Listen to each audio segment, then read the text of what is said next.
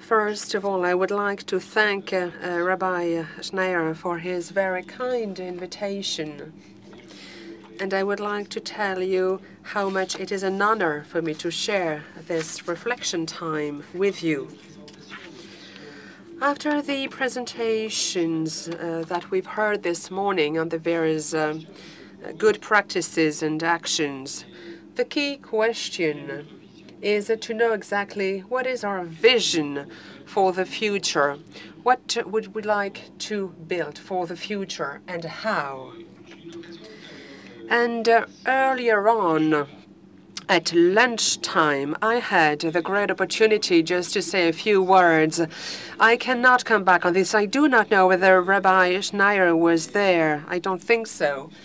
But on the basis of what I said this morning, I would like to on the basis of what I said during the lunch, I would like to prolong my reflection. And to be fast, because I do not have a lot of time here with me, I would like to take the example of the Middle East conflict. And starting from what is actually bothering. I think that there's been quite a high number of peace plans in the Middle East, and none of these peace plans has been successful in spite of their creativity, imagination, openness. Nothing did move forward at that level. So why? Why is it so? Because to me, and this is of course my personal analysis, because there was no people to accompany those peace plans. And why was it so?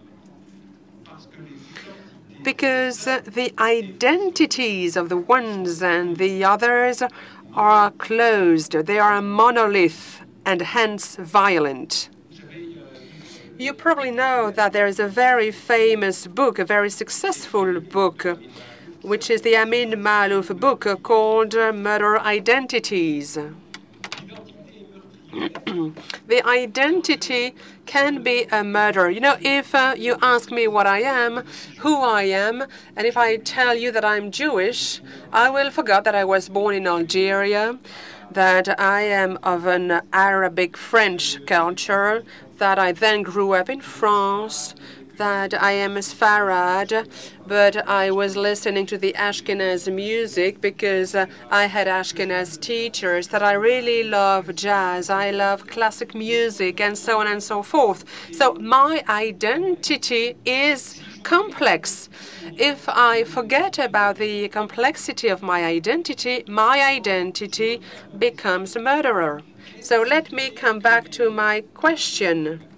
Why were we not able to reach a peace plan? Because actually those people carry murderous identities. We, as rabbis and imams, what do?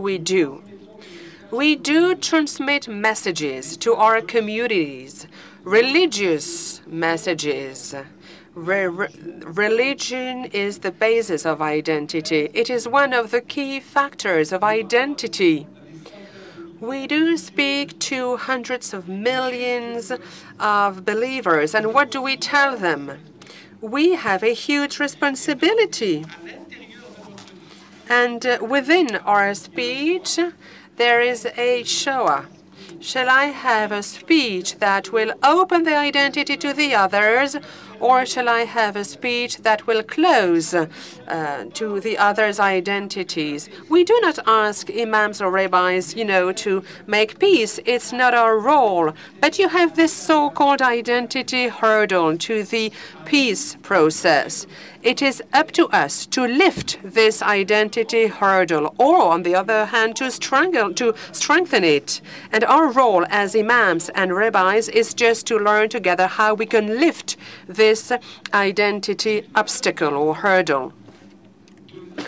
Earlier on, I said a few words about the fact that our religions are not just religions. They are not religious institutions that are the basis of identities. We are spiritualities. We are wisdoms. And from the moment I understand that my religion is wisdom, it can be open to the universal, and it is promoting dialogue. And, I just would like to repeat what I said earlier on.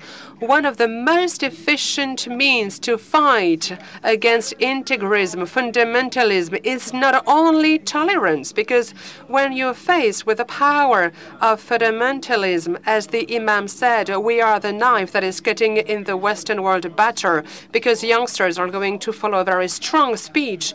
So when faced with this, what does matter is to show the fundamentalists that they are superficial. Spiritually, they are superficial, and we are spiritually deep, and our spiritual deepness can lead to tolerance. So what I'm just trying to say here is that all the spiritual people of the world would agree to shake hands. Maybe we could change the reality of things. But of course, I think that we should not only be interfaith dialogue activists, just to show up, just to show off. We need to have a vision. Let's be visionary. And we need to promote this spiritual dimension, thanks to which we are brothers.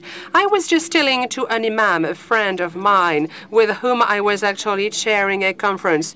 It is, a key imam. And I said, well, I am in the Jewish spirituality. You are in the Muslim ones. But if I go deeper, if I reach the roots of my spirituality, there we have a common ground. And you are my brother. And I'm sorry for those who do not understand my message. I was saying that I'm closer to this imam rather than to a superficial rabbi. From the moment you're brothers, you have the same spirituality, you will really become brothers.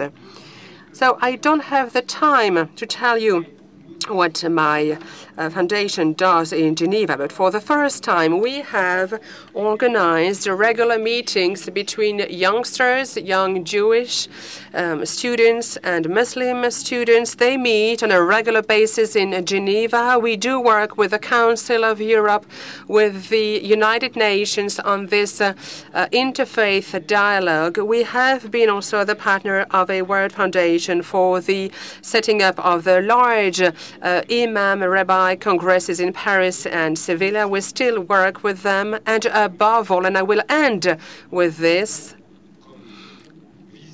our vision is a vision whereby we can share the Jewish wisdom with the Jews and the non-Jews in a no-proselyte way. And we have also Christians attending our classes, Buddhists, Muslims, and from the moment my wisdom is universal, it can enter into a dialogue with the other's wisdom, and then together we may build something. Thank you.